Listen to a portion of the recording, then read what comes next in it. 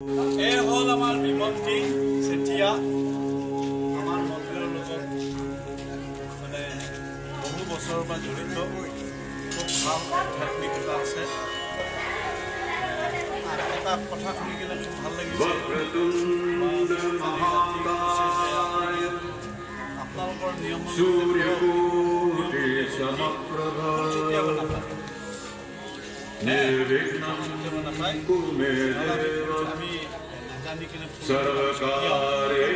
গতিকে আমাৰ দাদাৰ আজি অনুষ্ঠান স্নান স্নানটো আমাৰ বৃহত্তৰ গুৱাহাটী বুলি নহয় অসমৰ ভিতৰত স্নানটো আমাৰ ইয়াতে হয় আনক কিয় নহয় ইয়াত কিছুমান ৰহস্য আছে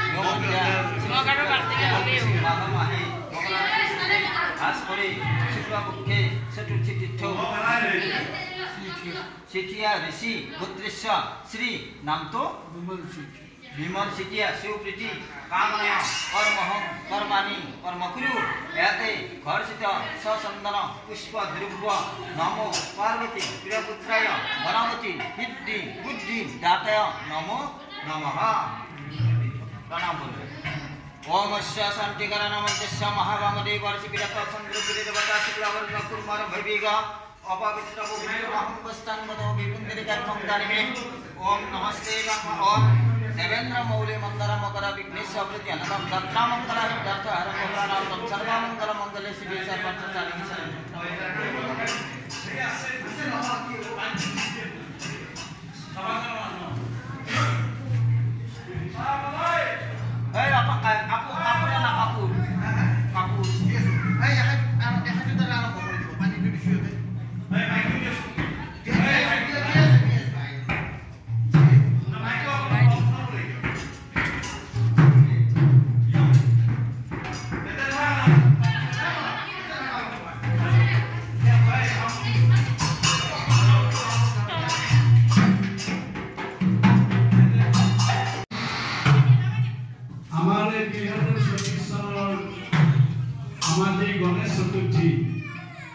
गणेश चतुर्थी भारतवर्षर पृथ्वीर कतों नहय बाहिरे यार रहस्य आछे गतिके गणेश आपनालोके सकलोए जाने और हयतो बहुते नाजाने गणेशर सृष्टि होइছিল द्वापৰৰ শেষত কলি যুগৰ আগত অজ্ঞাতবাসৰ আগত पंचपांडव द्रौपदीये विश्वर विभिन्न प्रांतर तेलुके इने घटबासत घुरी फुरा नासी तेलुके विश्वर विभिन्न प्रांतर पूजा पाठ ध्यान धारणा जाग यज्ञ करी तेलुके कामाख्याলৈ আহিছিল कामाख्यात तेलुके गम पाले जे प्रथमते विष्णुक पूजा দিব লাগে আৰু এই বিষ্ণুক পাণ্ডুনাথ পাণ্ডুনাথৰ আনন্দা নাম হ'ল মেইন বিগ্ৰহ হ'ল বিষ্ণুশিলা।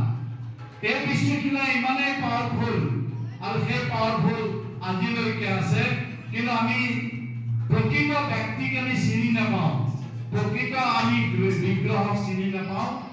গতিকে ইয়াতে এই বিষ্ণুশিলাক পূজা দিবলৈ আহি এই নদীৰ পাৰত এক ব্ৰহ্মকুণ্ড এইটো, সেইকাৰণে ইয়াতে 4টা স্নান হয়। ইয়াতে স্নান কৰি পঞ্চপাণ্ডৱ দুপৰীয়ে সিদ্ধান্ত ল'লে যে আমি গণেশ পূজা কৰিম। যেহেতু এইটো মন্দিৰ এইটো কামাখ্যাৰ প্ৰধান মন্দিৰ, মেইন মন্দিৰ, কামাখ্যাই উপাৰ্জন নথকাৰ কাৰণে এৰি দিলে আৰু এই মন্দিৰটো আৰু কামাখ্যা মন্দিৰটো বিশ্বকৰ্মাই নিৰ্মাণ কৰিছিল কাৰণে পঞ্চপাণ্ডৱ দুপৰীয়ে বিশ্বকৰ্মাক বহু বছৰ আৰাধনা কৰিলে।